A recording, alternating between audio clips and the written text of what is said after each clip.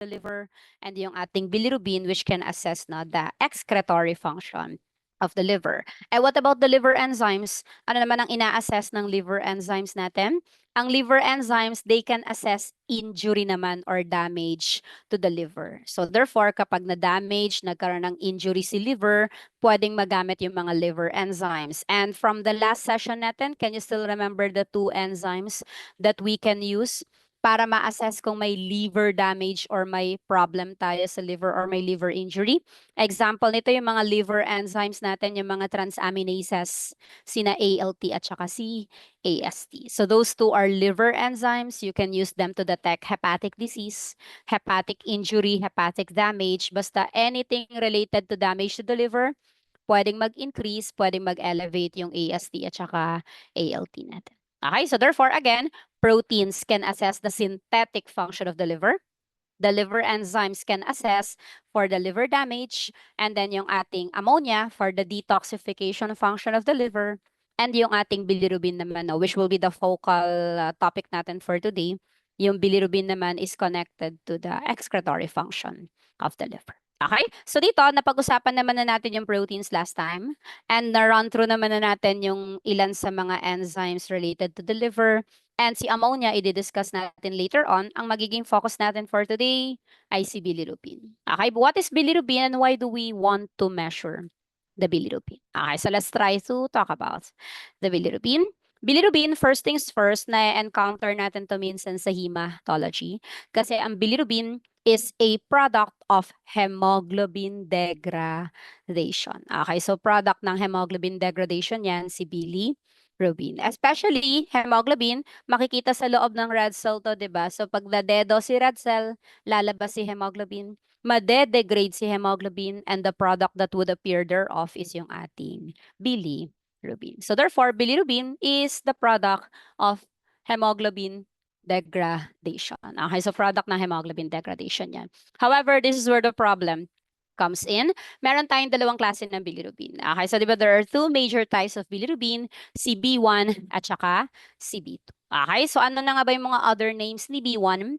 Ano-ano na nga ba yung mga other names ni B2? Okay, so B1, siya yung tinatawag na unconjugated bilirubin. And siya rin yung tinatawag nating non-polar bilirubin. Siya rin yung tinatawag sa ibang libro na water-insoluble bilirubin. And then si B1 din sa ibang libro, siya yung tinatawag na indirect bilirubin. Siya rin yung tinatawag nating hemobilirubin, particularly in the old references. Opposite is true for the B2. For the B2 naman, siya yung tinatawag nating conjugated bilirubin, polar bilirubin, water-soluble bilirubin, direct bilirubin, and sa mga lumang libro, we can also call it the Cole bilirubin. Okay, so technically speaking, madali naman tandaan kasi usually kapag may prefix, un, non, in, kadalasan connected yan to the B1. Okay, kapag wala namang mga prefixes, pag walang un, in, o kaya none, most likely it would be your B2. Okay, now don't forget these words kasi minsan they would just directly ask you what are the other names of the B1, what are the other names of the B2. Kaya kailangan familiar tayo. And later on, as we move along with the discussion, mapapansin natin na itong mga names na to may mga particular reasons pala why they were called conjugated, unconjugated, insoluble, or indirect. Okay, so we'll try to run through with them later on. Pero for the meantime, try to be familiar with the other names of the B1 and the other names of your B2. Okay? However, paano ba nabubuo yan si B1? Paano ba nabubuo si B2? And what would be the significance of measuring the B1? Ano naman ang significance with measuring the B2? Okay, so bago natin pag-usapan, yung clinical considerations natin in there, yung mga clinical terms, yung mga conditions, pag-usapan muna natin yung pathway. Paano ba nabubuo si bilirubin? Saan ba siya nagmumula? Saan ba siya papunta? Okay, where does it even come from? And saan ba siya papunta? How do we throw it out of the body? Okay, so dito, gawa tayo ng diagram. Let's try to explain how the bilirubin is formed. Okay, so drawing natin how it happens. So the story starts with your red cell. Okay, kasi after all, di ba si bilirubin, it is the product of hemoglobin degradation. So the Monday story ba? begins with your red blood Sabi kasi cell. sa Okay, so SMBirthday. red blood cell, di ba ang average lifespan ng red cell natin is approximately what? It's approximately, di ba, 120 days on the average. Okay, so the lifespan of your red cells, average of 120 days yan. And eventually, kapag na-reach na ni red cell yung kanyang life, okay, ano mangyari dun sa red cell natin? Kapag na-reach na yung kanyang maximum life, eventually the red cell will die. And syempre, pag na-dead daw si red cell, anong lalabas? Lalabas yung red pigment inside the red blood cell, and that would be your hemoglobin. However, hemoglobin eventually will get degraded, and anong lalabas na product ng hemoglobin degradation? So nabanggit naman natin kanina, the product of hemoglobin degradation is your bilirubin. However, di ba may dalawang klase or dalawang major na klase ng bilirubin? In this case, sino daw yung unang bilirubin na mag-a-appear right after the hemoglobin degradation? Sino daw yung first bilirubin that appears right after hemoglobin degradation? Syempre, it would be the B1. And that's the reason why it was called B1, kasi literally it's the first bilirubin that appears right after hemoglobin degradation. So yung first bilirubin na mag-a-appear right after hemoglobin degradation will be definitely your B1. Okay? And dito, anong meron kay B1? Remember, ano ba yung other name ni B1? B1 is your water-insoluble bilirubin, non-polar bilirubin. Pag sinabing non-polar or water-insoluble, meaning they do not dissolve well with water. Hindi sila humahalo sa tubig. So teka, kung hindi sila humahalo sa tubig, paano sila naglalakbay sa plasma? Eh di ba ang plasma natin is 90% water? So how would the bilirubin travel within the plasma, within the blood if they're practically water insoluble? Simple lang naman, para makapaglakbay sila sa matubig na plasma, kailangan lang nila ng chaperone, kailangan lang nila ng protein carrier. Which brings us to our recall question. Sino nga pala yung protein carrier ng B1 natin? I think nabanggit natin to on the last session natin, di ba? B1 is transported primarily by your albumin. After all, di ba si albumin yung flirtatious character inside the body? Siya yung kung kani-kanino dumidikit. Okay, siya yung protein carrier na kung kani-kanino dumidikit, kani-kanino na babind. And one of those substances that are being delivered by the albumin is yung ating B1. Okay, so B1 is transported by your albumin, which brings us to the next question. Saan siya dadalhin ni albumin? Albumin transports your B1, pero saan niya ba dadalhin si B1? Remember, ano bang other name ng B1? Aside from being non-polar water insoluble, kaya kailangan niya ng chaperone kasi hindi siya humahalo sa tubig. Aside from being non-polar water insoluble, di ba si B1 siya rin yung tinatawag nating unconjugated bilirubin. So bakit nga ba siya tinawag na unconjugated bilirubin? Well, kasi hindi pa siya pumupunta sa site of conjugation. Eh sino ba yung site of conjugation natin? Site of conjugation will be the liver. Since hindi pa naman to nagawi sa liver, hindi pa siya nakakapunta sa liver, hindi pa siya nakakapag-undergo ng conjugation. That's why si B1 ay tinatawag na unconjugated bilirubin. Okay, so unconjugated bilirubin, hindi pa siya conjugated, hindi pa siya nako-conjugate kasi hindi pa naman siya dumadaan sa site of conjugation. Okay, it has not passed through the liver just yet. So therefore, ano palang job description ni albumin? Albumin will then deliver the B1, dadalhin niya yan sa site of conjugation, dadalhin niya yan particularly sa liver. And sa liver, syempre magaganap ang tinatawag na conjugation. And pag sinabing conjugation, that means you're converting your B1, the unconjugated, into the conjugated form. At sino na nga ba yung tinawag natin kaninang conjugated form? Si conjugated bilirubin, yung ating B2. And by the way, recall question. Sino nga ba yung enzyme? Enzyme that converts your B1 into the B2. Okay, ano na nga daw ba yung pangalan ng enzyme na nagko-convert ng B1 into B2? Yan yung trabaho ng ating UDPGT. So UDPGT pala, wag kakalimutan, ito daw pala yung enzyme na nagko-convert ng B1 into B2. And can you still remember the meaning of the UDPGT? Okay, UDPGT stands for uridine, or sa ibang libro they call it uridyl diphosphate glucuronyl transferase. Okay, so yan yung meaning ng UDPGT. Uridine, or sa ibang libro kasi uridyl yung tawag sa kanya. Uridine or uridyl diphosphate glucuronyl transferase. So siya pala yung enzyme responsible for converting the B1 into B2. And please don't forget na ang conjugation ay nagaganap Sa liver. Sa liver, particularly sa anong part ng hepatocytes, kung medyo OC kayo sa detail, it usually happens on the smooth endoplasmic reticulum ng ating mga liver cell or ng ating mga hepatocyte. Okay, so within the smooth endoplasmic reticulum, nagaganap yung conversion ng B1 into the B2. So the unconjugated then becomes conjugated bilirubin. Now that's with the power of the enzyme, ha? UDPGT. Now, don't forget the name of that enzyme kasi later on, meron tayong condition associated with the absence or deficiency of the UDPGT. Okay, kaya huwag niyo kakalimutan yan si UDPGT. Kasi may recall question tayo connected to that later on. Okay, pero for the meantime, B1 is converted into B2 with the help of the enzyme. Okay, so ano kayo mangyayari sa kapalaran ng ating BP? So from the liver, eventually it would travel down. Okay, from the liver, it will eventually travel down. Eventually, dadaan yan din sa ating bile duct or sa ating biliary tree papunta sa intestine. Okay, now what happens to the B2 once it arrives on the intestine? Okay, so from the liver, eventually magta-travel pala yan downward papunta sa common bile duct or sa ating biliary tree. Eventually down into the intestine, eventually the B2 arrives on the intestine. And what will happen pag nag-arrive na siya on the intestine? Okay, so what will now happen to the B2 once it arrives on the intestine? Eventually, the B2 will be converted into urobilinogen, which brings us to an important question. Saan daw pala nagpo-form si urobilinogen? Now, be careful ha, ang urobilinogen, hindi yan sa liver nagpo-form. Majority of the urobilinogen is formed in the okay, now be careful ha, huwag niyo kakalimutan, ang urobilinogen, hindi yan sa liver nagpo-form, they usually form in the intestine. And speaking of the urobilinogen, may ogen pa siya sa dulo.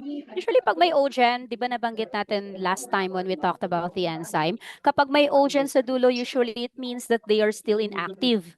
Remember the words pepsinogen natin last time, plasminogen last time. Usually pag may ogen, tulog pa yan. And kapag tulog pa yan, technically inactive pa sila. Similar thing applies to your urobilinogen. Urobilinogen is still inactive, meaning hindi pa siya pigmented, wala pa talaga siyang kulay ha. Colorless pa lang ang urobilinogen natin. However, once it travels down to your intestine, mamimit niya yung friendly neighborhood bacteria mo on the intestine. Remember, as they travel down in the intestine, ang intestine natin may mga lamang mga alaga yan, may mga lamang bacteria.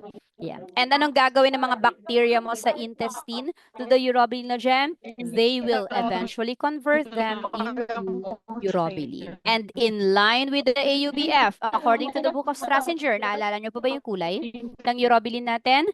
Urobilin is practically orange-brown in color. Okay, urobilin is orange-brown in color. Now, be careful ha. Pag urobilin na dyan, wala pa siyang kulay. Pero once it transforms into urobilin, they will eventually become orange-brown in color.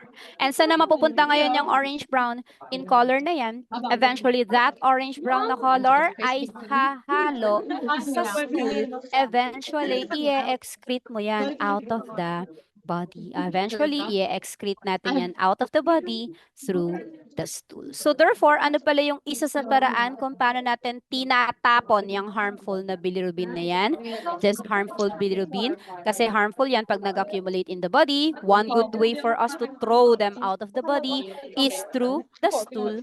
Through the stool in the form of urobilin. And knowing that urobilin is orange-brown, the pigment, yan pala yung responsible for the natural color ng stool natin. So, sino daw pala yung responsible sa natural orange-brown na color ng stool natin? It's actually the pigment na urobilin.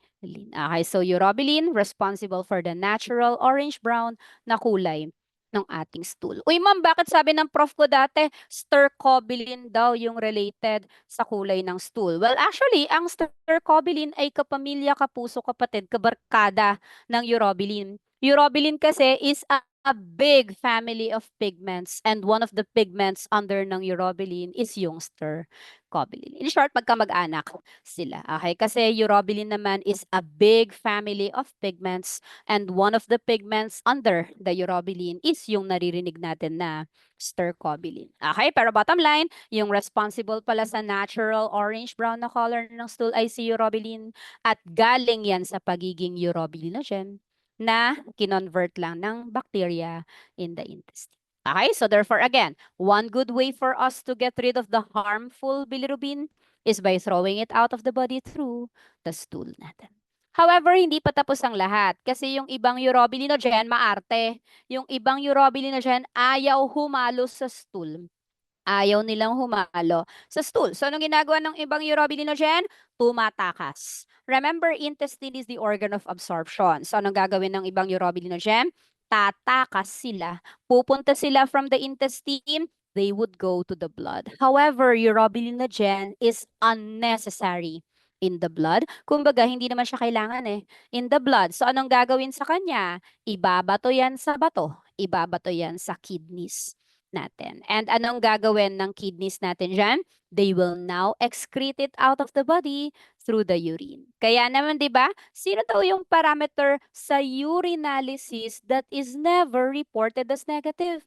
Kasi they are normally present in the urine. Sino pala yung napansin nating parameter sa urinalysis na hindi naman natin nire-report as negative?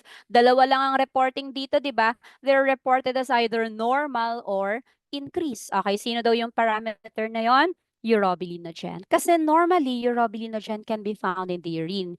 Yan yung nagre-represent ng mga urobilinogen na tumakas. Tumakas from the intestine, nagpunta sa blood. Kaso hindi naman kasi sila kailangan sa blood Kaya binato sila sa kidney, papunta sa urine. Okay, so therefore, it is perfectly normal for us to find urobilinogen, particularly in the urine. That's why we never report it as negative. Okay, so therefore, yan pala ang story ng bilirubin natin, kung paano siya nabubuo at paano siya itinatapon palabas ng ating katawan. Now, yan yung normal. However, what happens kapag may ka-abnormal lang naganap sa pathway na yan? Okay, magkakaroon ka ngayon ng mga disease states ng mga abnormalities. However, before we go to the actual na disease states, pag-usapan muna natin yung mga terms na ginagamit or madalas nating na-encounter in line with bilirubin. And I think nandiyan siya sa notes natin, the clinical terms associated with your bilirubin. Pinpoint natin particularly yung mga important na questions. Start off tayo with the first na word. First na word natin, we have the jaundice. Jaundice is the general term for the yellowish discoloration of the skin and of the sclera ng mata. Okay, so applicable na rin siya sa sclera ng eyes natin.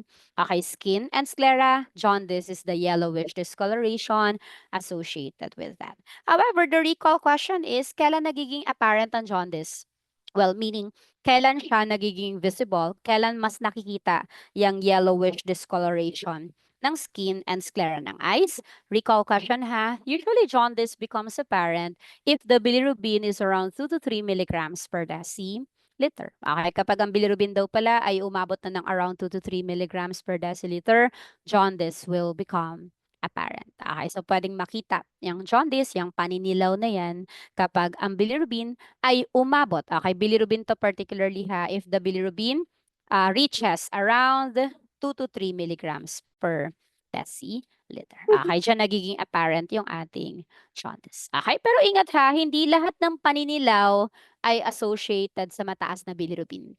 Be careful lang. Hindi lahat ng paninilaw ay connected sa mataas na bilirubin. Okay, so be careful lang with that. Aside from that, we also have the word kernicterus. Kernicterus apparently is connected to 3 important na questions. Number 1, ano ba yung kernicterus? Kernicterus is the deposition of bilirubin, particularly in the brain. And usually, pwede itong mangyari sa mga babies suffering from hemolytic disease of the fetus and of the newborn. Okay, ang kernicterus pala, pwede yung mangyari. This can happen in babies. Okay, pwede yung mangyari sa mga babies suffering from the hemolytic disease of the fetus and of the newborn. Pero either way, first thing that we need to know is kung saan nag-accumulate yung bilirubin.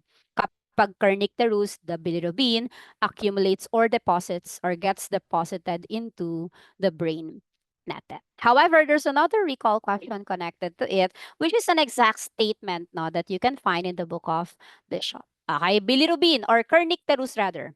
Kernicterus is at certainty if bilirubin levels reach or exceed what? If bilirubin levels exceed 20 milligrams per deciliter. Sure na palang magkakaroon ng kernicterus baby kapag ang bilirubin ay lumagpas ng 20. And that's the reason why we have a critical value. Panic value for bilirubin. And I think na-mention natin to last time when we were talking about the post-analytical na phase ng testing natin. Critical value for bilirubin is usually more than 18. Okay, more than 18, especially for the newborns or the neonates. Kapag ang bilirubin ay lumagpas ng 18, critical value na yan for bilirubin. Again, pag sinabing critical value, you have to immediately alert the doctor. We need to immediately inform the doctor, especially kapag lumagpas ng 18 yung bilirubin ng baby. Kasi pag lumagpas pa yan ng 20, sure nang magkakaroon ng kernicterus si baby. Okay, so again ha, 3 important questions yan. Critical value for bilirubin, kung kailan sure na magkakaroon ng kernicterus, and kung saan nadadeposit yung bilirubin sa case ng kernicterus natin. So try to be familiar with those 3 important questions connected sa kernicterus natin. Okay, another one, we also have cirrhosis, which practically means the scarring of the liver. Okay, so scarring of the liver connected to what we call the cirrhosis. And one of the reasons kung bakit nagkakaganyan si liver natin is due to excessive alcohol intake. Okay, practically one of the reasons why nag-i-scar, although marami namang reason ha, pero one of the major reasons talaga is alcohol intake. Okay, sabi nga nila mas marami daw ang nalululong sa alak kaysa sa nalululong sa droga. Okay, mas marami daw na yung addicted to alcoholic drinks rather than addicted to the drugs of abuse. Okay, pero practically speaking, it's important for us to drink responsibly and moderately, okay, to avoid the scarring ng ating liver. Okay? Aside from that, we also have the biliary atresia. Si atresia, tinatanong to minsan sa histotech. Okay, kasama niyan yung mga hypertrophy, mga neoplasia, okay, yun yung mga connected or mga kasama niyang term. Pero yung word na atresia means failure to form an opening. Applicable to sa mga tubular parts ng body natin. Kapag ang particular na tubular part ng body natin na hindi nagkaroon ng butas, hindi nagkaroon ng opening, we usually use the word atresia. Pero when you say biliary atresia, ibig sabihin ang hindi nagkaroon ng butas, ang hindi nagkaroon ng opening, particularly is the biliary tree or what we call the bile duct. So therefore, biliary atresia is the failure of the bile duct to form an opening. Okay? Aside from that, we also have the word cholecystitis. Pag sinabi naman cholecystitis, it means the inflammation of the gallbladder. Now, be careful ha, kasi meron pa tayong isang bladder, di ba? Si urinary bladder. Ano naman yung tawag natin sa inflammation of the urinary bladder? Naririnig natin to sa AUPF, cystitis naman ang tawag doon. So be careful ha, iba yung cystitis sa chole. Cystitis, iba ang urinary bladder sa gallbladder. So be careful lang, para kasi silang bladders, so just be extra careful. Next to the cholecystitis is the word cholelithiasis from the word lit, which means stone. So cholelithiasis refers to the presence of what we call the gallstone, which brings us to an important question. Anong primary component pala ng gallstones natin? Ano ang primary component ng gallstone? Ba't nga pala siya nagsasolidify? Bakit ba siya nagkikrystallize? Well, technically, gallstones kasi are made up of cholesterol. Okay, they are primarily made up of cholesterol. Kaya marami ngayon ang naooperahan ng dahil sa gallstones ha. It's primarily due to the food intake or the diet natin. Kasi karamihan ng tao ngayon the more of on the fast food na side na. So tendency mataas ang cholesterol intake. Ang problema, si cholesterol nagsosolidify. Nagkikrystallize nga yan, di ba? Nagkikrystallize, nagsosolidify. Yan, leading to the formation of the gallstones. Okay, so technically, they're made up of cholesterol. So therefore, lesson for the day, hinay-hinay sa pag-i-intake ng mataas sa cholesterol na pagkain. Okay, kasi that can lead to a possible gallstone na formation. Although ngayon marami na or medyo mas madali na ang operasyon sa gallstone. Pero syempre gastos pa rin yan. Pero either way, gallstones, they're made up of cholesterol. Recall question yung cholesterol ha. Yan yung primary component ng ating mga gallstones. Okay, pero either way, choledocholithiasis naman happens kapag napunta yung gallstone sa bile duct. Okay, so when the gallstone has been stuck in the biliary tree or dun sa bile duct natin, we would usually call it with the word choledocholithiasis. Okay, pero all in all, yan yung mga terms natin connected to the bilirubin. Okay, yan yung mga possible na interrelated items na with the bilirubin. Okay? Pero either way, aside from knowing the different terms, what we need to know in here is yung nagkakos. Ano ba nagkakos ng pagtaas ng bilirubin? What usually causes the elevation of the bilirubin or the so-called hyperbilirubinemia? Okay, so dyan sa notes natin, may tatlong major types, major groups ng hyperbilirubinemia. So in your notes now, we have the hepatic, the prehepatic, the hepatic, and the post-hepatic. Ano bang differences ng tatlong terms na yon? Ano bang difference ng hepatic sa prehepatic at saka sa post-hepatic? Well, actually, as the name suggests, pag sinabi kasing before, pag sinabing before, so pag sinabing prehepatic, that means before the liver. So when you say prehepatic hyperbilirubinemia, that means tumaas yung bilirubin sa blood at nasaan nag-ugat ang problema. Ang pinagmula ng problema ay before the liver. So kung usapang before the liver yan, that means connected yan sa part ng alem, connected yan sa part ng ating blood. Ibig sabihin, sa blood pa lang, mataas na yung bilirubin mo. Bago pa siya magpunta ng liver, mataas na talaga yung bilirubin mo. We call it the prehepatic hyperbilirubin. Okay, ano naman ang ibig sabihin po sinabing hepatic? As the name suggests, hepatic hyperbilirubinemia, ibig sabihin tumaas ang bilirubin mo at ang punot dulo ng problema mo ay nasa liver. Okay, kapag yung liver ang may kasalanan kung bakit tumaas yung bilirubin mo, we usually call it the hepatic hyperbilirubinemia. Pag sinabi namang post-hepatic, post means after. After the liver, ibig sabihin tumaas yung bilirubin mo at ang punot dulo ng problema ay nanggaling after the liver. Pag sinabing after the liver, it starts from the bile duct pababa. Okay, so from the bile duct pababa, usually kapag ang krimen ay naganap dyan after the liver, we call it the post-hepatic hyperbilirubinemia. Okay, and in your notes, nakalagay yung ilan sa mga examples ng conditions connected to each category. Daming For the phone. Good notes prehepatic, yan. favorite na example dyan is hemolytic anemia. Kapag hepatic naman, typically any condition connected sa liver. But the liver yung mismong may problema, we call it hepatic. And syempre, kapag post-hepatic, best exemplified by the biliary obstruction or the bile duct. Ay, ano? The summary of the findings are already found in your notes, pero so far, dalawang dapat niyong kabisaduhin dyan. Make sure to memorize the characteristics ng prehepatic at yung characteristic findings ng post-hepatic. Okay, and ingat kayo kasi sometimes they won't use the word prehepatic. They would use the example hemolytic anemia. And sometimes they won't use the word post-hepatic. Instead, they would ask you for the findings of bile duct obstruction or biliary obstruction. So therefore, make sure you're familiar kung sino yung prehepatic at kung sino yung post-hepatic. However, doon muna tayo sa prehepatic. Okay, pag-usapan natin si prehepatic at saka si post-hepatic ha. Yung hepatic kasi midway lang naman siya between the pre and the post. So ang bibigyan natin ng focus ay si prehepatic at si post-hepatic. Okay? So ano ba yung mga importanteng findings sa prehepatic? Nandiyan naman sa notes natin, no? Typically, people with prehepatic conditions would show an increase the B1, negative na urine bilirubin, and increase na urine urobilinogen. Now, the question is why? Bakit ganyan yung mga findings sa prehepatic natin? Okay, let's try to figure it out by looking at the diagram natin in here. So dito, for example, kunwari yung pasyente mo ay may tinatawag na hemolytic anemia. Ano nga bang characteristic ng hemolytic anemia? Anemia. Kumonti yung red cells mo. Bakit kumonti si red cell? Hemolytic. Nag-hemolyze. Nasira. Okay, so dito, nasira yung red cell mo, kaya kumonte yung RBC count. We generally call it the hemolytic anemia. Now, what happens if you have hemolytic anemia? Ano mangyayari kapag meron kang hemolytic anemia.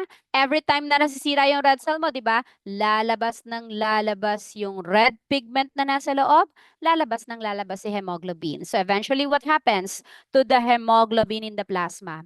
The hemoglobin in the plasma would eventually increase. Okay, so dadami yung hemoglobin in the plasma kapag meron kang hemolytic anemia. However, ano bang mangyayari sa hemoglobin pag napunta sila sa plasma? Siyempre, madedegrade yan na madedegrade.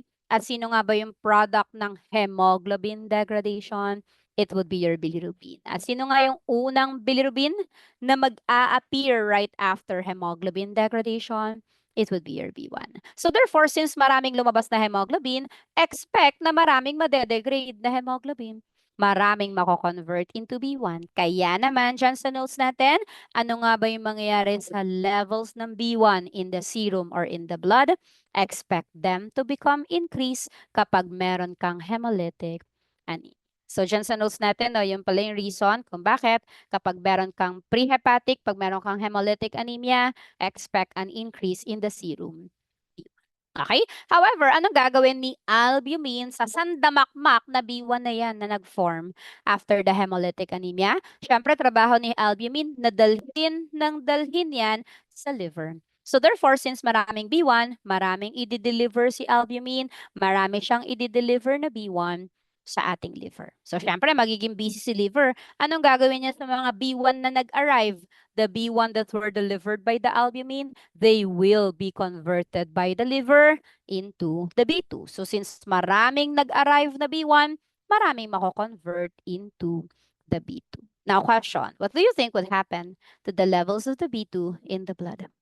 Ano kaya mangyayari sa levels ng B2 in the blood? Okay, maraming dinalang B1 si albumin sa liver, maraming kinonvert si liver na B1 into B2, maraming B2. Question, what will happen to the B2 levels in the blood?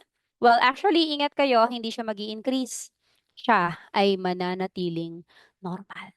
Ang tanong is bakit? Teka ma'am, hindi ba dapat mataas? Di ba dapat mataas ang B2? Bakit naging normal yan? Kasi teka, saan ba napupunta tong B2 na to? Pupunta ba yan sa blood? Hindi. Saan pupunta yung B2 na yan? From the liver, di ba? Magta-travel yan pababa.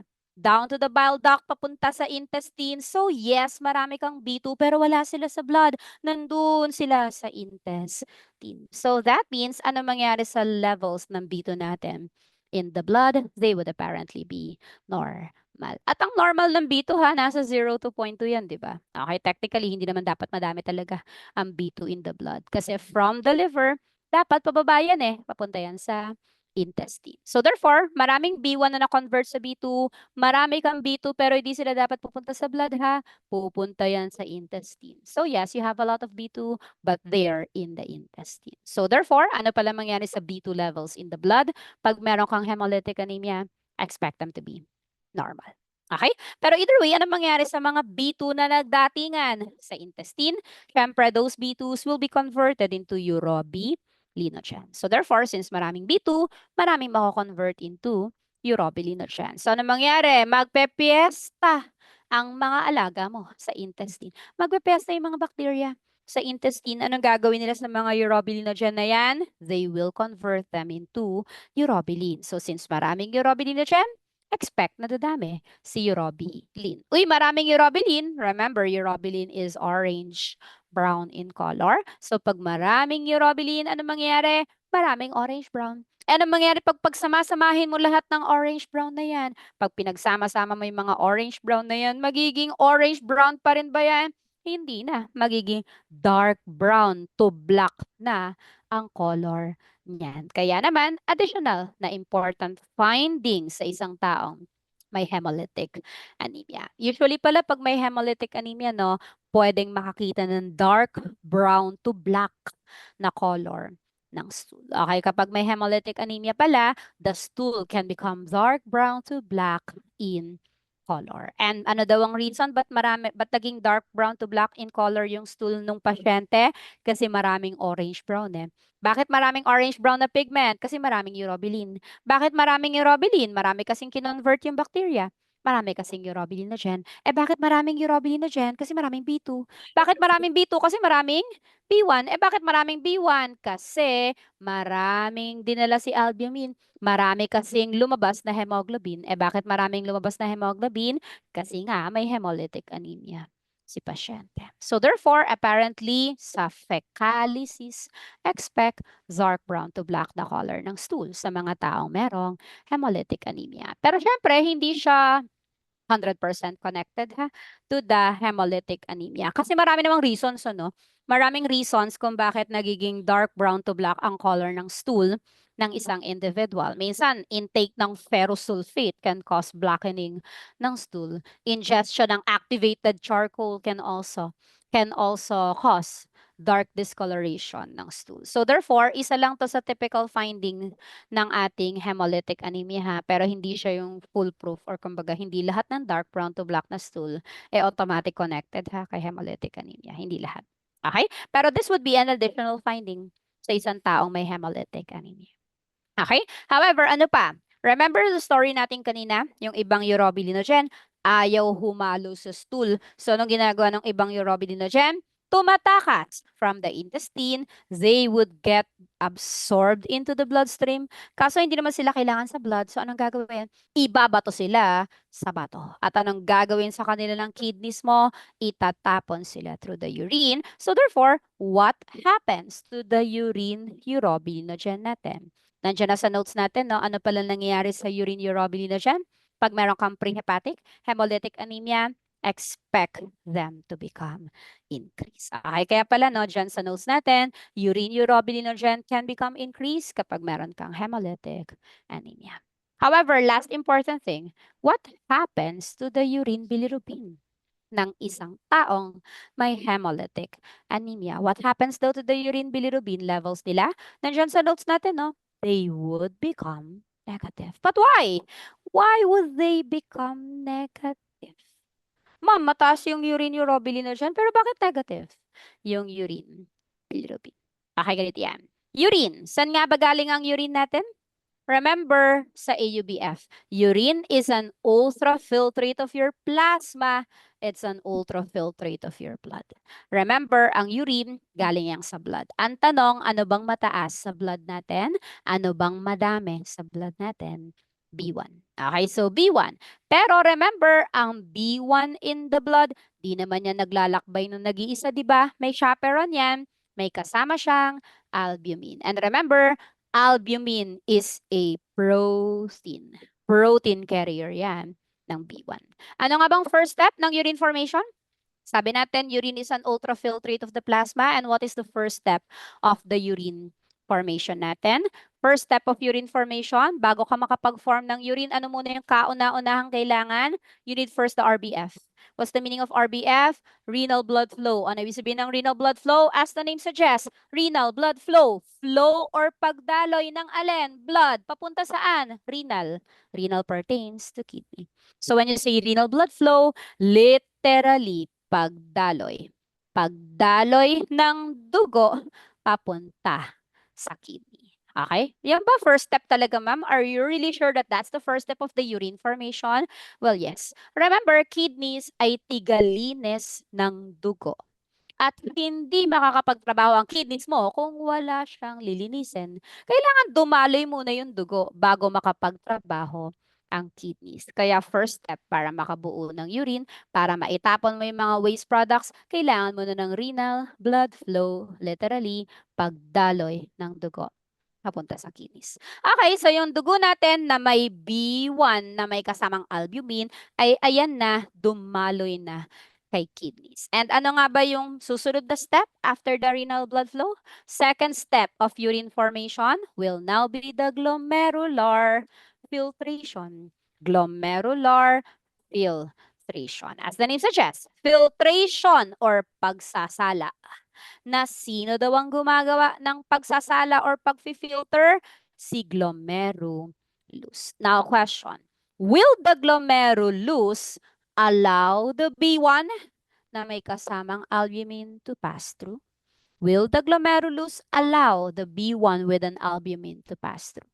Okay, ganito yan. Para madaling maintindihan, Una sa lahat, ano ba yung dalawang criteria ng glomerulus every time na nag-filter siya? Ano nga ba yung dalawang criteria ng glomerulus every time na nag-filter siya? Number one, tinitingnan niya yung size. Usually, ang pinapadaan lang ng glomerulus ay maliliit.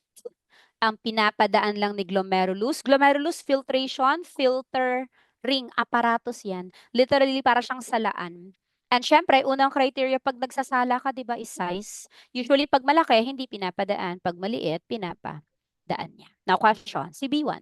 Si B1, maliit lang naman talaga siya. Kung B1 lang siya, kaso may kasama siya B1 alone can pass through the glomerulus, pero since your B1 is attached to albumin, they would be a whole lot bigger. Therefore, do you think the glomerulus will allow them to pass through size-wise? Hindi. Kung B1 lang sana siya, kung wala siyang kasamang albumin, okay lang maliit siya Kaso, ang problema, they're transported by albumin, which makes them big. Eventually, they will not be allowed by the glomerulus to pass through. So, size-wise, hindi siya patadaanin ng glomerulus. However, aside from the size, ano pa yung isa pang tinitingnan ng glomerulus every time na nag-filter sila ng dugo? Remember, every time na nag-filter sila ng dugo, tinitingnan din nila yung charge. Uy, ma'am, hindi naman nakikita ang charge. Paano na malalaman ni glomerulus yung charge ng substance? Well, laging tatandaan ha, ang glomerulus natin is normally negatively charged. Remember sa AUBF, the surface of your glomerulus is normally negatively charged. So therefore, what happens kung negative ang glomerulus mo at si B1 na may kasamang albumin ay nag-attempt mag-pass through? Charge-wise, will they be allowed by the glomerulus to pass through? Well, ganito yan. Ano bang charge ng B1 natin? Well, kung B1 lang naman, wala talaga siyang charge. Wala namang charge ang B1 natin ha. Ang problema yung kasama niya. Ang kasama niya ay albumin. And remember, albumin is a protein. And remember, during the protein discussion natin, ano ang charge ng proteins, particularly in the blood? Ano nga bang charge ng proteins natin in the blood? Diba depende yan sa pH? Proteins in the blood, di ba depende yan sa pH? Ano bang normal pH ng blood natin? Nabanggit natin to last time at babanggitin natin later on when we go to acid-base balance. Pero ang pH ng blood natin, di ba, is normally between 7.35 to 7.45. Ito pa yung pinagtalunan natin, slightly alkaline yan, di ba? Kung slightly alkaline, ano nangyayari? Alkaline pa rin yan. Anong charge ng proteins natin in the blood? Negatively charged sila. So therefore, your albumin being a protein in the blood, they are negatively charged. Now, what would happen if si B1 na may kasamang albumin na negatively charged and nagtangkang dumaan sa glomerulus? Padadaanin kaya sila ng glomerulus? Uy, negative yung B1 na may kasamang albumin. Negative din yung glomerulus mo. Ano bang rule natin sa charges? Like charges, they repel. They repel. Remember, opposites attract. Opposites attract, like charges repel. So what will happen? Dito ang mangyayari, papunta pa lang yung B1 na may kasamang albumin. Anong gagawin sa kanya ng glomerulus? Sasampalin siya palayo ng glomerulus. Ire-repel siya ng glomerulus. Therefore, charge-wise, padadaanin ba ni glomerulus yung B1 na yan? Hindi. Hindi rin siya padadaanin talaga ng glomerulus. In fact, sasampalin pa siya palayo ng glomerulus. Kasi like charges repel, opposites they attract. So therefore, makakadaan ba si B1 na may kasamang albumin sa blood natin, sa glomerulus natin? Hindi. Therefore, makakarating ba siya sa urine? Hindi. Now, that's the reason why negative ang bilirubin sa urine. Negative ang bilirubin sa urine ha, kasi ang madami sa blood ay B1. Ang problema, si B1, hindi siya pinapadaan ng glomerulus. That's why they will never arrive on the urine. That's why the urine bilirubin ends up becoming negative. Okay, so in short, to sum it all up, what are the important findings pala? In someone with hemolytic anemia, in someone with prehepatic na hyperbilirubinemia. Well, number one, sa blood or sa serum, expect the B1 to become increased. Sa fecalysis, possible na maging dark brown to black yung color ng stool. And wag din kakalimutan sa urinalysis naman, expect an increase na urine urobilinogen and a negative na urine bilirubin. Now, don't forget those ginagawang Morse type na question yan minsan. So make sure you're familiar with the findings, particularly sa prehepatic. Okay, so therefore, yan yung mga typical findings that you can find or you can see in an individual with prehepatic hyperbilirubinemia. And again, wag niyo kakalimutan yung example. Example ng prehepatic hyperbilirubinemia will be the hemolytic anemia. So therefore, if you know the normal, it's easier to understand the ka-abnormalan, no? Mas madaling intindihin ang ka-abnormalan kapag alam mo ang normal. Kaya mahalaga na alam niyo yung normal para makita ninyo kung ano nangyayari sa ka-abnormalan. Okay? Pero either way, that is how it works when it comes to the prehepatic condition natin particularly, particularly best exemplified no, by the hemolytic. Okay?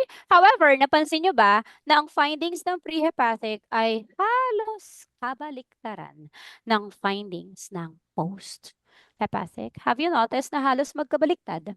Halos magkabaliktad yung findings ng prehepatic sa post-hepatic. So let's try to figure out why. Dito, tingnan naman or pag-usapan naman natin yung findings ng post-hepatic natin. Kasi aside from pre-hepatic, another favorite question sa exam is yung ating post-hepatic. Okay, so dito let me grab another blank piece of slide. At i-drawing naman natin this time yung post-hepatic. Ano daw yung best example ng post-hepatic natin? Best example ng post-hepatic is the bile duct obstruction or the biliary obstruction. Okay, so let's try to draw it out. But before that, balikan muna natin yung normal. I-drawing ulit natin yung normal. Okay, so again, the story of bilirubin begins with your red blood cells. So palitan natin ang kulay, gawin natin black.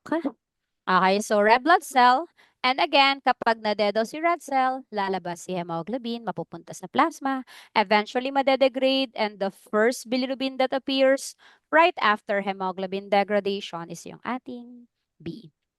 Okay, and eventually, B1, since water insoluble yan, kailangan niya ng chaperon, kailangan niya ng albumin. At saan ulit siya dadalhin ni albumin? Since B1 is still unconjugated, dadalhin siya sa site of conjugation. And again, the site of the conjugation is the liver. Particularly in the smooth endoplasmic reticulum of the liver, the B1 will be conjugated into the B2 by the power of the enzyme UDPG. Eventually, the B2 gets out of the liver and sooner or later, bababa din yan. Bababa din yan sa bile duct, papunta sa intestine. And eventually, the B2 arrives on the intestine. Binabalikan muna natin yung normal para mapakita natin yung ka-abnormalan. Eventually, the B2 transforms to become urobilinogen. Kaya di ba nabanggit natin kanina saan daw nabubuo ang urobilinogen? Again, the urobilinogen is usually formed in the intestine. And ano nga ang appearance ng urobilinogen natin? Since may ogen pa yan sa dulo, wala pa yung kulay Wala pa yung kulay. Colorless pa siya. Pero eventually, pag pinagtripan siya ng mga alaga mo sa intestine, mga alaga mong bacteria sa intestine, eventually the urobilinogen will be converted into urobilin. And ano na nga ang kulay ng urobilin natin? Ito yung orange-brown in color. And saan na nga pupunta yung orange-brown color na yan? Eventually, hahalo na yan sa stool. Eventually, they would be excreted out of the body. Okay? However, hindi lahat ng urobilinogen ay napupunta sa stool. Kasi yung iba, tumatakas, pupunta sa blood. Kaso, di naman sila kailangan sa blood. Kaya, ibabato sila sa bato, ibabato sila kay kidneys. Okay, muntik ng bato talagang isulat ko. Okay, so kidneys, eventually dadalhin sila ni kidney papunta sa urine. Kaya again, sino yung parameter that is never reported as negative? Kasi they are normally present in the urine natin. Normally present in the urine is yung ating urobilinogen. Okay, so remember, yan yung normal. Yan yung normal na pathway ng ating bilirubin formation. Kung paano siya lumalabas out of the body. Okay? However, let us try to see what happens this time if you have the post-hepatic. Ano nga yung example ng post-hepatic natin kanina? Si bile duct obstruction, biliary obstruction, or BDO for short. Bile duct obstruction. Ano nga meron sa bile duct obstruction? As the name suggests, obstruction Naharangan. Alin daw ang naharangan? Si bile duct. Okay, ito yung bile duct naharangan. Teka, paano naharangan si bile duct? Ano kaya ang naiisip niyong reason? Bakit kaya naharangan? Bakit kaya na-obstruct yung bile duct? Baka may mga naipit na gallstone. Baka naman may mga naipit na gallstones doon sa bile duct na stuck. Ano nga ang tawag natin kapag may mga gallstones dito sa bile duct? Usually, di ba, we have the word choledocholithiasis kanina? Okay, kapag may mga gallstones na na-stuck sa bile duct natin. Okay, so therefore, yan pala yung pwedeng mangyari, no? Pwedeng magkaroon ng obstruction, bile duct obstruction, kapag yung mga gallstones ay napunta dun sa bile duct. Okay, so ano ngayon na mangyayari? Ano naman ngayon, ma'am, kung naharangan yung bile duct? Okay, remember? Ano ang nangyayari? Di ba pag nasira-sira sa lalabas si hemoglobin, nagiging B1. Dadalhin ni albumin papunta sa liver, si B1 mako-convert into B2 at si B2 supposed to be dadaan siya ng bile duct papunta sa intestine. Ang tanong, makakadaan kaya siya? Ang tanong, makakadaan kaya siya sa bile duct or makakarating kaya siya sa intestine? Hindi, kasi may harang. May nakaharang. So therefore, anong mangyayari sa B2 natin? Mangyayari sa B2, anong mangyayari dyan? Wala silang madaanan. Ikaw, pag wala kang madaanan, anong gagawin mo? Siyempre, babalik ka sa pinanggalingan mo. Okay, wala kang madaanan, no choice. Babalik ka sa pinanggalingan mo, babalik ka sa liver. Kaso si liver, busy. Busy body masyado si liver. Anong mangyayari? Dededmahin niya yung mga bumalik na B2. So, anong gagawin ng mga B2 na yan? Wala silang choice. Lalayas sila sa liver. Pupunta sila ngayon sa blood. Kaya naman, ano yung unang finding sa isang taong may bile duct obstruction? Expect them to have an elevated B2 in the blood. Okay, tumataas yung B2 nila in the blood or sa kanilang serum kasi yan yung mga bumalik, nag-regurgitate kasi yung mga B2, bumalik kasi wala silang madaanan. Bakit walang madaanan? Kasi nga meron kang bile duct obstruction. So therefore, yung B2, no choice, bumalik sa liver, lumabas sa liver, nagpunta sa blood, dumami tuloy yung B2 in the blood. Okay? So ma'am, anong mangyayari? Walang B2 na makakarating sa intestine. Walang B2 na makakarating sa intestine, di walang mako-convert into urobilinogen. Walang B2, di wala kang urobilinogen. Walang urobilinogen, di walang pagtitripan yung mga bakterya mo. Wala silang i-convert into urobilin. Uy, walang urobilin, ibig sabihin, walang orange-brown na pigment. Uy, walang orange-brown na pigment. Teka, ma'am, pag walang orange-brown na pigment, ano mangyari sa kulay ng stool namin, ma'am? Diba, urobilin na nagbibigay ng orange-brown na color sa stool. Paano pag walang urobilin? Paano pag walang orange-brown? Ano mangyari sa kulay ng stool? Parang awa nyo na hindi yun magiging transparent, ha? Matakot kayo pag naging transparent ang stool ninyo. Okay, teka ma'am, ano mangyari sa kulay ng stool namin? Wala siya masyadong kulay. They will become clay or gray or pale yellow in color. And by the way, this was a recall question sa fecalysis. Ano daw ang nangyayari sa kulay ng stool pag meron kang bile duct obstruction? Okay, they would become clay, gray, or pale yellow. Wala silang masyadong kulay. Bakit? Walang pangkulay eh. Walang orange-brown. Walang orange-brown kasi walang urobilin. Walang urobilin kasi walang napagtripan yung bakterya mo. Wala kasing urobilin. Lino, Jen. Walang urobilin na Jen? Wala kasing B2. Bakit walang B2? Kasi nga hindi sila nakadaan. Bakit di sila nakadaan? Kasi nga may obstruction. May obstruction kasi sa bile duct. So therefore, eto, recall question to sa fecalysis ha. Clay, gray, or pale yellow na color ng stool would appear if you have bile duct obstruction. Okay? However, di pa tapos ang story. Ano nga yung nangyayari sa ibang urobilin na dyan? Di ba tatakas, pupunta sa blood, ibabato sa bato, papunta sa urine. Ang tanong, may mapupunta pa kaya sa urine? May mapupunta pa kaya sa urine? Wala namang urobilin dyan. So, walang tatakas. Walang pupunta sa blood. Walang pupunta sa kidney. Pag walang pupunta sa kidney, may matatapon ba sa urine? Wala. Okay, so therefore, ano mangyayari sa urine urobilin na dyan? Natin, it would become theoretically decrease. Kaso hindi naman nagre-report ng decrease yung reagent strip, di ba? So therefore, si reagent strip, they would report it as normal. Theoretically, decrease talaga siya. Pero kasi yung reagent strip naman natin, hindi naman siya nagre-report ng decrease, di ba? Remember, pag urobilinogen, normal or increase lang ang reporting niyan. Therefore, the urine reagent strip may apparently report it as normal. Pero theoretically, it should become decrease. Okay? Bakit decrease? Kasi wala namang na-reabsorb wala namang na-absorb sa blood. Kasi wala namang i-absorb. Wala naman kasing B2, walang urobilinogen. So therefore, the urine urobilinogen may theoretically become decreased. However, last important finding, ano mangyayari sa bilirubin? Bilirubin in the urine kapag meron kang bile duct obstruction. Will it become positive or will it become negative? Well, nandiyan na sa notes natin, no, they would become positive. Ang tanong is bakit? Bakit siya magpa-positive? Bakit? Kasi remember, urine is an ultrafiltrate of your plasma. Nanggaling siya sa blood. At anong madami sa blood natin? Ang madami sa blood natin ay si B2. Okay, maraming B2 in the blood. At ano nga ba status ng B2 natin? B2, siya ba yung water insoluble or water soluble? Remember, si B2, water insoluble. Water soluble yan rather. Water soluble. Soluble, ibig sabihin humahalo siya sa tubig. Ang tanong, kung humahalo naman siya sa tubig, kailangan niya pa ba ng chaperone? Kailangan niya pa ba ng albumin? Hindi na. Si B2, hindi niya na kailangan ng chaperone ha, kasi they can travel in the blood ng mag-isa. Kasi water-soluble naman siya. So therefore, water-soluble si B2, wala siyang kasamang albumin.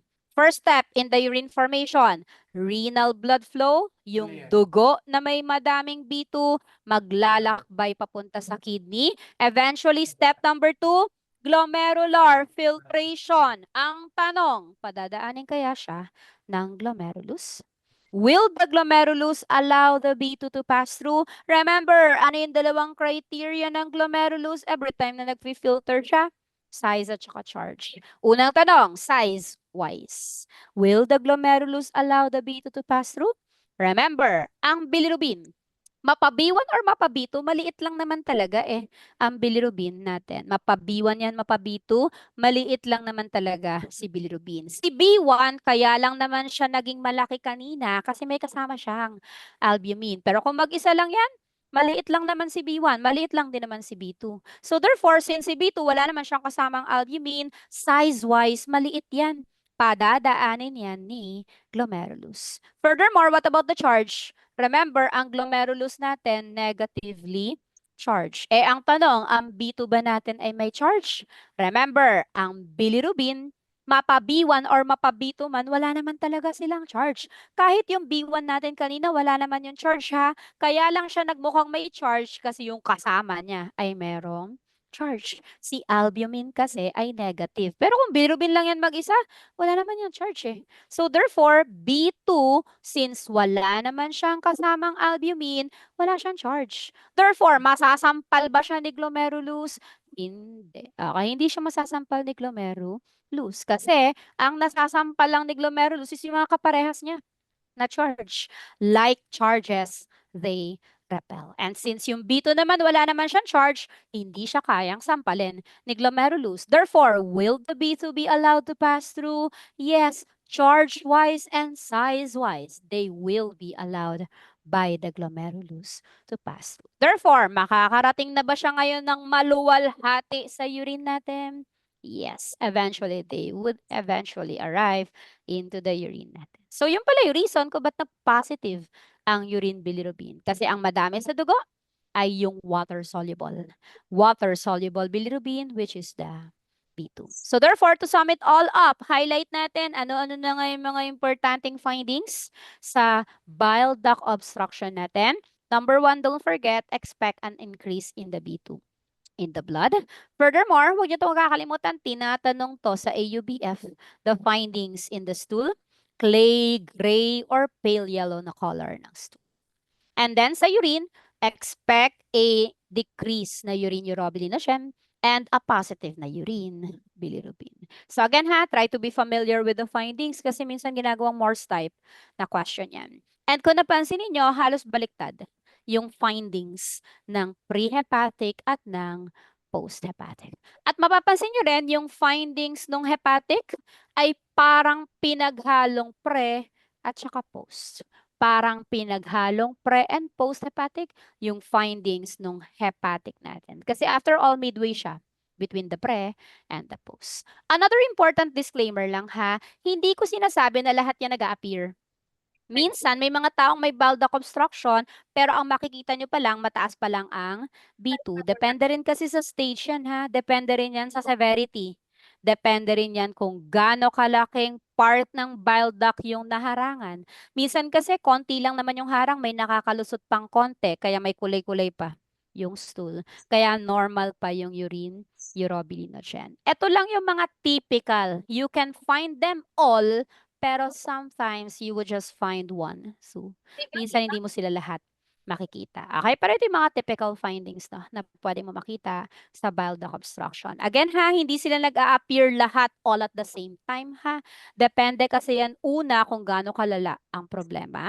Pangalawa, kung gaano katagal na yung bile duct obstruction na yan. At kung total or partial lang ba yung pagkakaharang doon sa bile duct ng pasyente. Okay? Ganon din sa hepatic ha. Hindi lahat yung nasa hepatic ay makikita natin. Minsan mataas lang ang B1 pero normal pa yung B2. Depende kasi kung gaano kalaking part ng liver ba yung na-damage. Ano pang part ng liver yung na-damage. Okay, depende kasi yan sa pinag-ugatan ng problema. So therefore, yung mga findings na yan, pwede mo yung makita lahat. Minsan isa, dalawa, hindi mo sila lahat makita ng sabay-sabay. Okay, pero yan lang naman yung mga typical findings sa mga taong may prehepatic, hepatic, and post-hepatic. Pero again ha, try to be familiar with the prehepatic and post-hepatic. Sila kasi yung madalas na tinatanong particularly in the form of Morse type na question. Okay?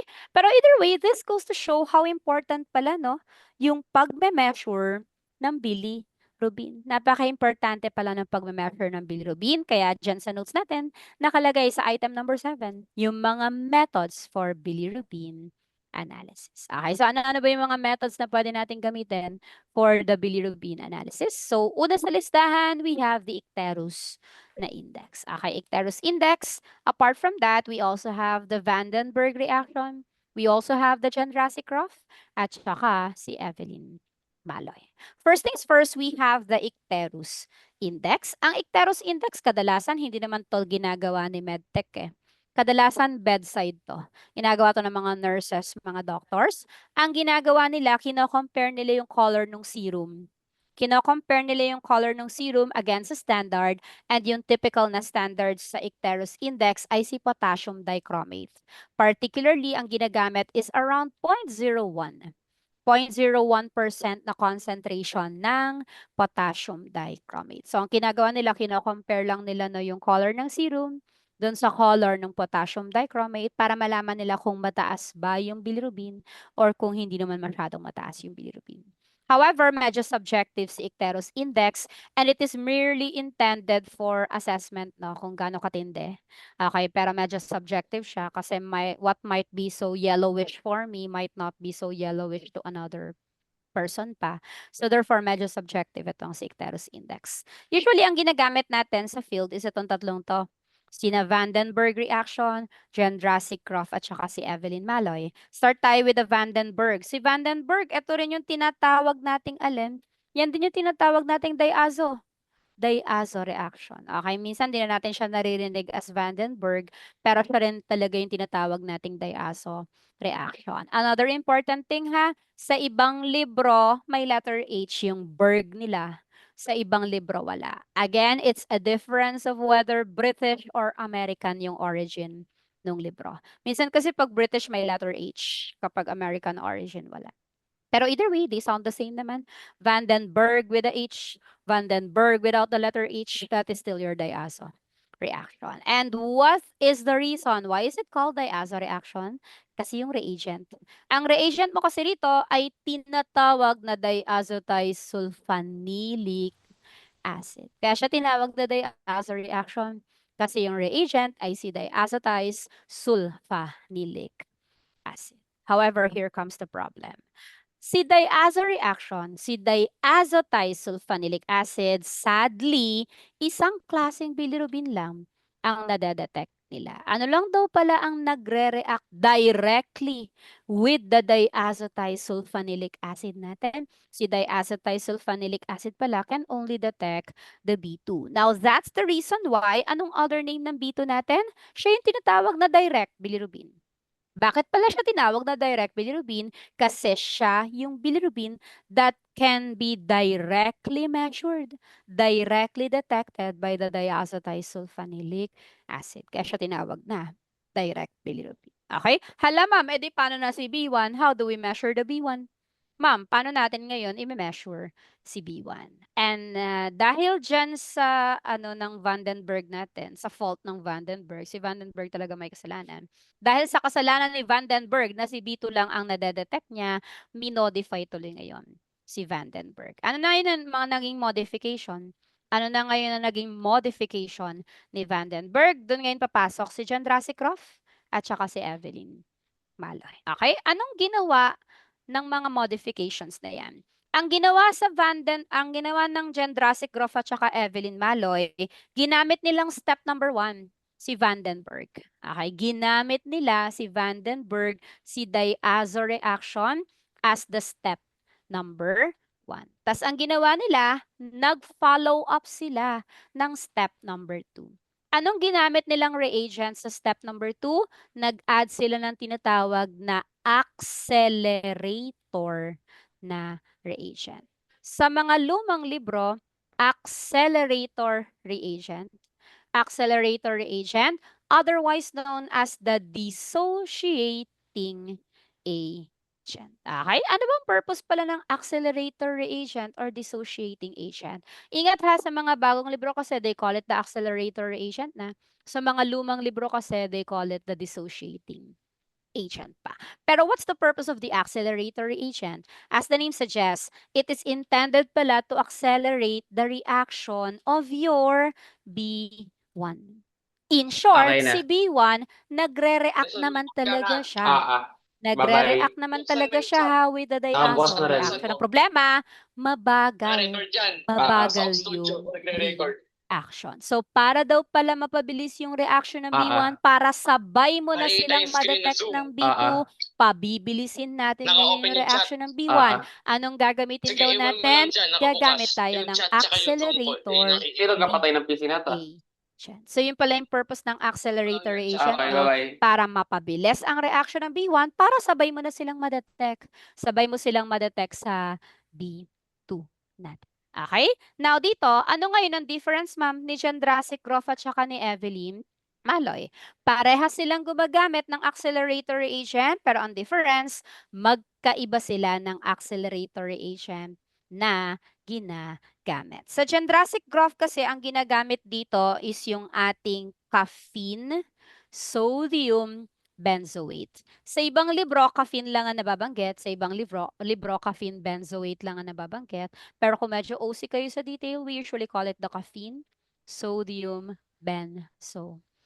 Okay, caffeine, sodium, benzoate. Okay, yan yung accelerator agent na ginagamit ha sa Gendrasicroft natin. What about the Evelyn Maloy? Si Evelyn Maloy naman, yan naman yung gumagamit ng 50% methanol. Pero regardless of the reagent na ginagamit or regardless of the accelerator reagent na ginagamit ha, parehas lang silang nagpapabilis ng reaction ng B1. Sa Gendrastic graph, ang accelerator reagent ay si caffeine sodium benzoate. Sa Evelyn Maloy naman, ang kanyang accelerator ay si 50% methanol or methyl alcohol. And between the two of them, sino sa tingin niyo yung mas madalas na ginagamit? Well, mas madalas na ginagamit si Gendrasicroft. Kasi medyo toxic yung reagent ni Evelyn Maloy eh. 50% methanol can be considered toxic. Okay, so therefore, mas madalas ginagamit si Gendrasicroft kesa kay Evelyn Maloy. Okay, pero either way, yan yung ginagamit na accelerator reagent. Ang purpose lang nila is pinapabilis lang nila yung reaction ng B1 ha, para sabay mo na siyang madedetect with the B2. So ma'am, paano natin makukuha yung value ng B1? Paano natin makukuha yung value ng B2? Anong gagawin natin? Magme-measure tayo ng bilirubin ng 2 beses. Magme-measure daw tayo ng bilirubin 2 beses. Una, magme-measure ka before adding the accelerator reagent. And magme-measure ka ulit ng bilirubin after adding the accelerator reagent. Okay, so dito, 2 beses ka palang magme-measure ng bilirubin. Magme-measure ka before adding the accelerator reagent and after adding the accelerator reagent. Now, question is, anong bilirubin value ang makukuha mo before adding the accelerator reagent? At anong bilirubin value ang makukuha mo after adding the accelerator reagent? Remember, kung before adding the accelerator reagent, ibig sabihin diazo reaction pa lang ang nagagawa mo. Step number 1 pa lang ang nagagawa mo. Ano lang bang nadedetect ng Vandenberg or ng step number 1 natin? B2 pa lang ang nadedetect nun. So therefore, pag nag-measure ka ng bilirubin before adding the accelerator reagent, ano palang value ang makukuha natin out of it? Ang makukuha natin is yung value ng B2. Anong value ng bilirubin ang makukuha naman natin after adding the accelerator reagent? Ano ang bilirubin value na makukuha natin after adding the accelerator reagent? Remember, ang purpose lang ng accelerator reagent ay pabilisin, di ba? Ang reaction ng B1 para sabay mo silang madedetect. Anong tawag natin sa sabay? Pinagsamang B1 and B2, we call it your total bilirubin. Now be careful ha. Kapag nag-measure ka pala ng bilirubin, after adding the accelerator reagent, anong value pala ang makukuha mo out of it? Ang makukuha mo ay total bilirubin. Not the B1 only ha, total. Kasi ang purpose lang naman ng accelerator reagent ay pabilisin si B1 para makasabay siya doon sa B2 para sabay mo silang madedetect. Ano bang tinatawag natin sa magkasamang B1 and B2? We call it your total bilirubin. So therefore, ma'am, how do we get the B1? How do we get the value of the B1? Si B1, hindi talaga siya directly na measure. Kina-calculate lang natin siya. Paano pala natin kina-calculate si B1? By subtracting the total bilirubin, yung nakuha mo after, dun sa B2 or sa value natin ng B2. Or rather, total bilirubin minus the B2 lang siya. Isusubtract lang natin yung B2 from the total bilirubin para makuha natin si B1. So therefore, in order to get the B1, yung after, ma-minusan mo ng before. Yung total bilirubin, ma-minusan mo ng B2 natin. Okay, so yung after, ma-minusan mo ng before, or in short, yung total bilirubin, ma-minusan mo ng B2. Kaya pala si B1 ay tinatawag na indirect bilirubin. Bakit pala siya tinatawag na indirect bilirubin? Kasi it's not directly detected. It is not directly measured. It is just a calculated parameter. And again, it is calculated by subtracting the B2 from the total bilirubin. So in short, yung after adding the accelerator reagent, ma-minusan mo lang nung value before. Okay, before adding the accelerator reagent. Okay, para makuha natin yung value ni B1. Okay, so yan pala yung reason kung bakit sila tinatawag na direct, tinatawag silang indirect. Yung isa direct, si B2, kasi you can directly measure it. Pero si B1, indirect kasi it's not directly measured. It is just a calculated na parameter. Okay, so yan lang naman yung difference no, ni Jendrasik Croft with the Evelyn Malloy. Ang difference nila is kung sinong accelerator reagent yung ginagamit, pero parehas silang nakabase sa Vandenberg reaction. Parehas silang nakabase dun sa diazo reaction. Okay, kahit naman yung nasa urine, diazo reaction pa rin yun, di ba? Yung nasa reagent strip natin, diazo reaction pa rin yun. Okay? However, kapag ang i-measure mo ay bilirubin in the amniotic fluid, hindi tayo gumagamit ng diazo reaction ha. Naalala niyo pa yung ginagamit natin pag mag-measure ka ng bilirubin in the amniotic fluid? Yung diazo kasi, pwede mo yung gamitin pag mag-measure ka ng bilirubin sa serum at saka sa urine. Pwede kang gumamit ng diazo reaction kapag mag-measure ka ng bilirubin in the serum and in the urine. Pero if you will be measuring bilirubin in the amniotic fluid, hindi advisable yung diazo reaction. Kasi masyadong konti Masyado kasing konti yung bilirubin in the amniotic fluid, hindi siya kayang ma-detect ng diazo reaction. So therefore, a better option is gumamit ka ng OD 450. Optical density at 450 nanometers, especially no, kung mag-measure ka ng amniotic fluid, bilirubin.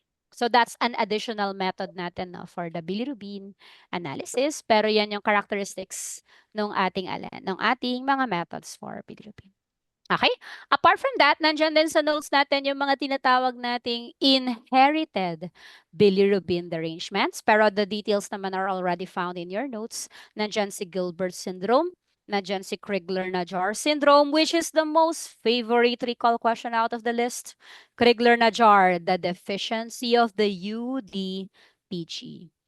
Okay, kapag kulang ka pala sa UDPGT, you would call that the Crigler-Najjar. And then, nandiyan din si Lucy Driscoll, si Dubin-Johnson, at saka si Rotter syndrome. These are what you would call the inherited bilirubin derangements. Okay, pero the details are already found in your notes naman for the additional reference natin. Pero so far ha, dun sa list, huwag niyong kakalimutan si Crigler-Najjar.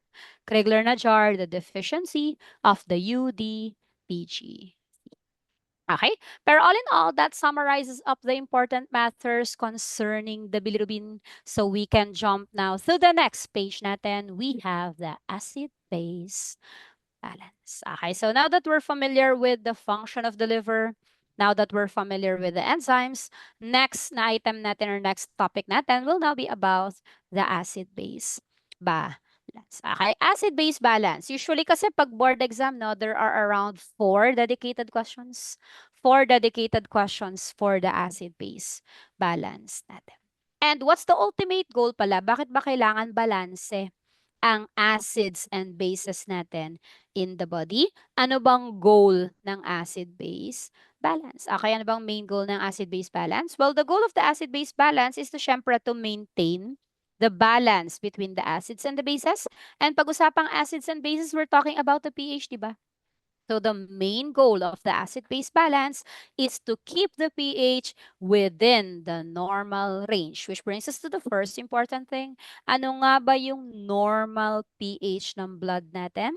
Usually, the pH of the blood now is between 7.35 to 7.40.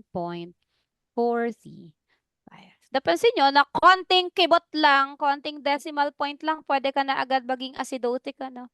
Konting decimal point lang, abay, pwede ka nang maging alkalothic. Napaka-narrow pati ng range. Sobrang narrow ng range ng normal na pH natin. Kaya konting decimal point lang, you can already become acidotic. Konting decimal point lang, you can already become alkalothic. Now, question, how can the body maintain the pH within that very narrow na range? Anong effort ang ginagawa natin to keep the pH within that very narrow na range? Okay, una sa lahat, sino ba yung dalawang organs responsible for keeping the pH within the normal level? Trabaho yan ng lungs at ng kidneys. Anong ginagawa ng lungs? Paano niya nakokontrol si pH? Anong ginagawa ng kidneys natin? How can they control the pH? Okay, laging tatandaan. 'Di ba ang lungs natin, they are organs of respiration. Organs of respiration, they're responsible for inhaling the oxygen and exhaling the carbon dioxide. So in short, for inhalation of the oxygen, exhalation of the carbon dioxide, intake ng oxygen, exit ng carbon dioxide, trabaho yan ng ating lungs. And yan yung way niya on how they can maintain the pH. What about the kidneys? Ano bang trabaho ng kidneys natin? Two major job description ng kidneys natin. They are responsible for reabsorption and excretion. Okay, responsible for reabsorption and excretion, particularly sinong analyte ang nire-reabsorb, analyte na ine-excrete ng kidneys natin, it would be your bicarbonate. So kidneys, they maintain the acid-base balance by normalizing or regulating the levels of your bicarbonate. Okay, so yan pala yung paraan ng kidneys and lungs kung paano nila kinokontrol si pH. Inhalation, exhalation for the lungs, reabsorption, excretion for the kidneys. Ang tanong, ma'am, how sure are you that the kidneys can really do that? How sure are we na kaya talagang kontrolin ni kidneys yung acid-base balance natin? Anong connect? Paano natin nasabi that the lungs can really control the pH, that your kidneys can really control the pH. Kumbaga, anong proof natin? Ano ang proof natin? Well, the best proof is the mathematical equation. Sino nga ba yung mathematical equation that explains the relationship of those three? Nag-explain ng relationship ng lungs, kidneys, and pH. They're best explained by the Henderson-Hasselbalch equation. And this brings us to an important equation that you have to write down. Ano nga ba ang sinasabi ng Henderson-Hasselbalch equation natin? Henderson-Hasselbalch equation simply states that your pH is equal to the dissociation constant. Constant, which is usually 6.1, and then dadagdagan daw natin ng logarithm. Logarithm of the what?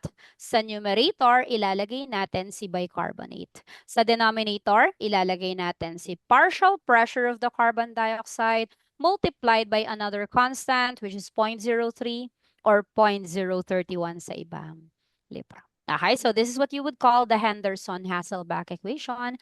This is the mathematical equation that that is used particularly in the acid-base balance, and this will actually help us explain the relationship between the lungs, the kidneys, and the pH. Okay, first things first. pH is on the other side. Nasa numerator ng other side naman si bicarbonate, and remember, when something is in the numerator, you can say that they are directly proportional. In short, ano palang gustong sabihin sa atin ng Henderson-Hasselbalch equation?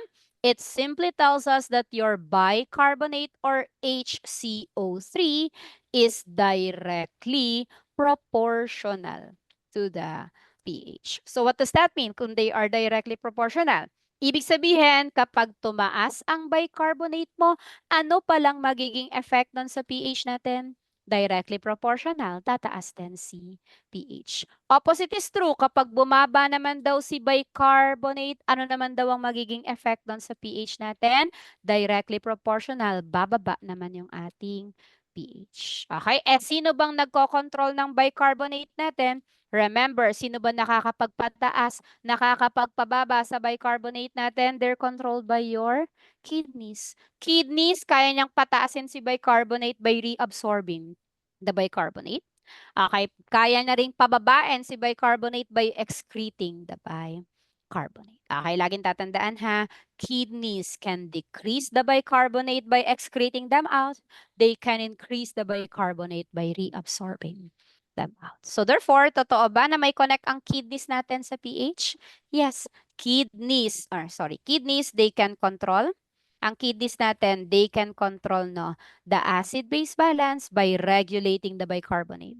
Bicarbonate kasi is directly proportional to the pH. So pag pinagtripan ni kidneys mo na pataasin si bicarbonate, tataas si pH. Pag pinagtripan ng kidneys mo na pakontiin si bicarbonate, bababa yung ating pH. Okay, they are somehow directly proportional.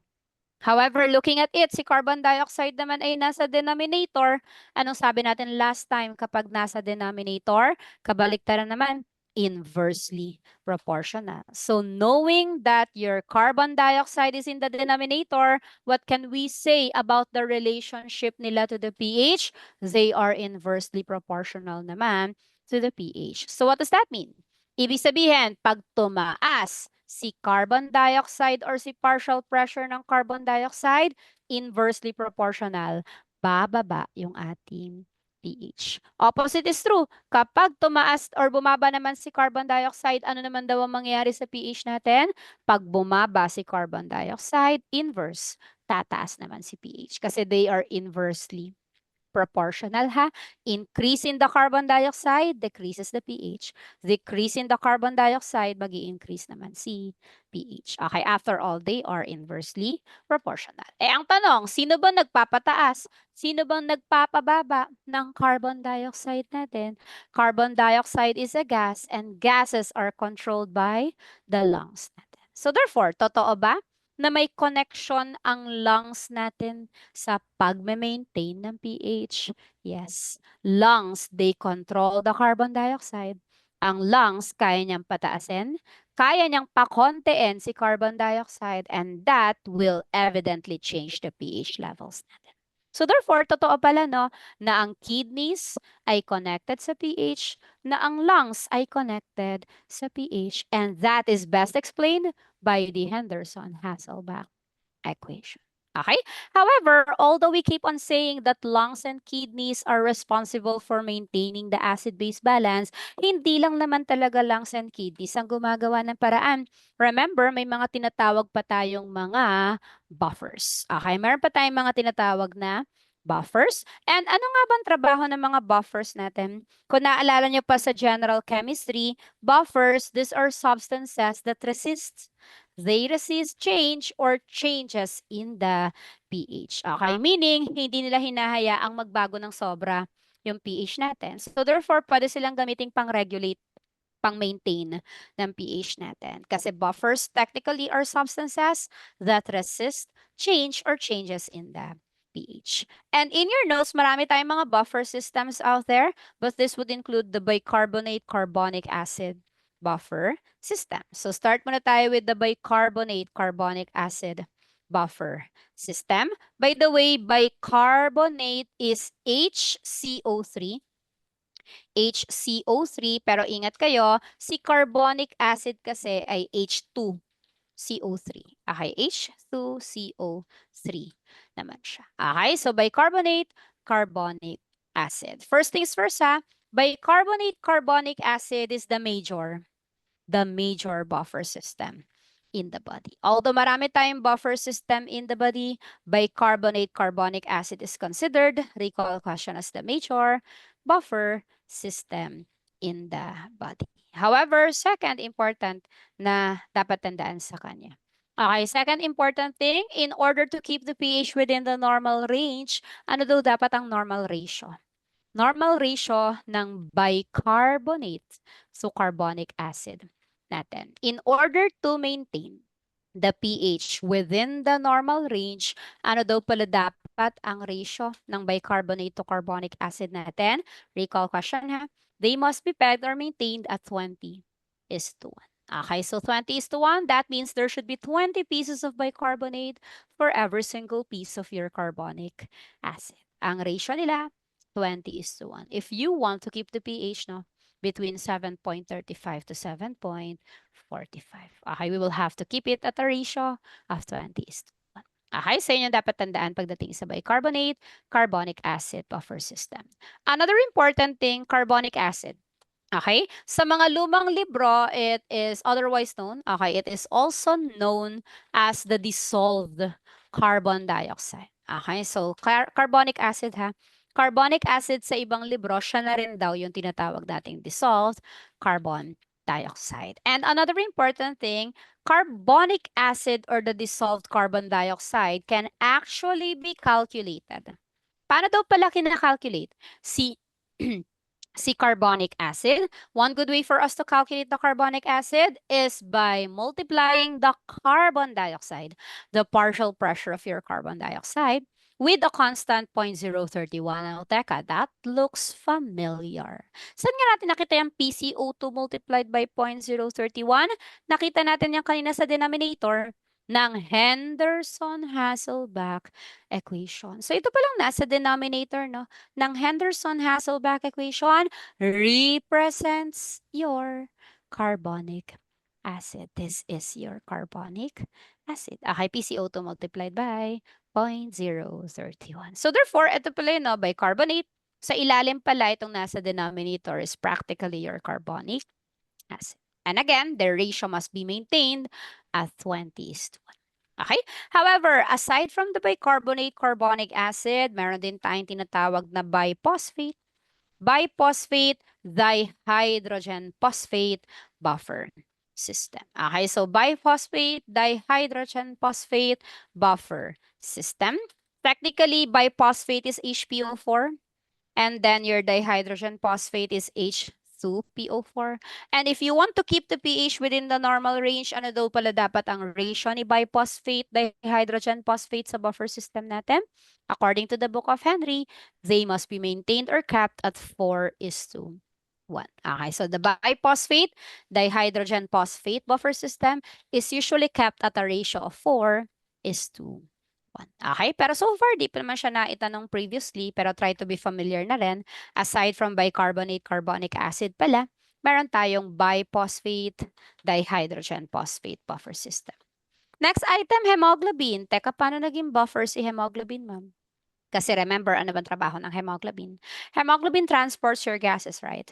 They transport carbon dioxide, they transport the oxygen. That means they can aid with the lungs natin. Okay, tumutulong sila together with the lungs para ma-maintain yung pH within the normal range. And can you still remember the name of the hemoglobin that's attached to your oxygen?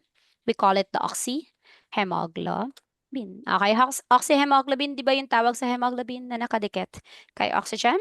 Now question, what about the hemoglobin na naka-attach kay carbon dioxide? Ano daw yung tawag natin sa hemoglobin na naka-attach kay carbon dioxide? Now be careful, hindi siya si carboxyhemoglobin. Ingat ha, carbon dioxide, hemoglobin na naka-attach kay carbon dioxide ay carbamino hemoglobin. Now be careful ha, iba kasi yung carbon dioxide sa carbon monoxide. Carbon monoxide kasi is CNO lang. CNO, kaso ang pinag-uusapan kasi natin ay carbon dioxide. So, anong tawag natin ulit kapag carbon monoxide? Kapag carbon monoxide, yun yung tatawagin nating carboxy hemoglobin. So be careful lang ha, biruin mo malit na subscript na to lang yan, but that can change the choices natin. So please be careful. Okay, pag carbon dioxide, we call it the carbamino hemoglobin, pero pag carbon monoxide, we call it the carboxy hemoglobin. So yun yung mga maliit na bagay, no? Pag na-miss out mo, wala na, mali na agad yung answer natin. So please be careful with that. Pero bottom line, since hemoglobin can somehow regulate the transport of your gases, they can also act as good buffers sa pag-maintain ng ating normal pH. Okay? And finally, we have the plasma proteins. Paano nga ulit naging buffer ang mga plasma proteins natin? Kasi remember, ang proteins natin ay amphoteric. Pag sinabing amphoteric, they can accept hydrogen ions and they can also donate hydrogen ions. Okay, ano mangyari pag tumanggap kapag nagpamigay sila ng hydrogen ion? It will subsequently change the hydrogen ion concentration in the plasma. Mag-iiba. Depende kasi kung tatanggap or magpapamigay sila ng hydrogen ion, mag-iiba ang hydrogen ion concentration in the blood. Ano ba yung other term sa hydrogen ion concentration? Hydrogen ion concentration is actually your pH. So pag nagbago yung hydrogen ion concentration, magbabago yung pH natin. So therefore, is it true that your proteins can act as good buffer? Yes, kasi nakakatanggap sila ng hydrogen ion, nakakapag-donate sila ng hydrogen ion, and syempre, depende kung nagtatanggap or nag-donate sila ng hydrogen ion, magbabago yung hydrogen ion concentration in the plasma, and that will eventually lead to changes in the hydrogen ion concentration, which is otherwise known as the pH. So therefore, to sum it all up, yan yung iba't ibang mga buffer system na nakikipagtulungan kay lungs at kay kidneys para ma-prevent natin yung changes sa pH ng katawan natin. Okay? However, syempre, hindi naman sa lahat ng pagkakataon ay na-maintain natin yung pH within the normal range. Kaya naman nandyan sa notes natin sa upper right corner ng notes natin, nandiyan yung mga disturbances when it comes to acid-base balance. Nahati yan sa dalawang grupo, acidosis at saka alkalosis. Ano lang bang basic difference ng acidosis sa alkalosis? Well, madali namang ma-differentiate, no? Syempre, kapag acidosis, i-check mo yung pH. Kapag acidosis, mababa ang pH. Okay, mababa ang pH. And syempre, pag alkalosis, mataas naman ang pH. Okay, mataas na pH, mababang pH. Okay, acidosis, alkalosis. However, pangalawang problema, si acidosis at saka si alkalosis nahati pa sa dalawang klase, no? Diyan sa notes natin, may respiratory acidosis, metabolic acidosis. Meron din tayong respiratory alkalosis at meron tayong metabolic alkalosis. Ngayon, anong difference ng respiratory sa metabolic? Okay naman difference ng respiratory sa metabolic? Well, actually, ang difference lang nila is kung sinong organ ang defective. Okay, if you want to differentiate respiratory from metabolic, you have to know kung sinong organ ang may problema. Remember, there are two organs responsible for maintaining the acid-base balance. Kaya napansin nyo, respiratory ang tawag, anong nagiging defective na organ? Pag respiratory,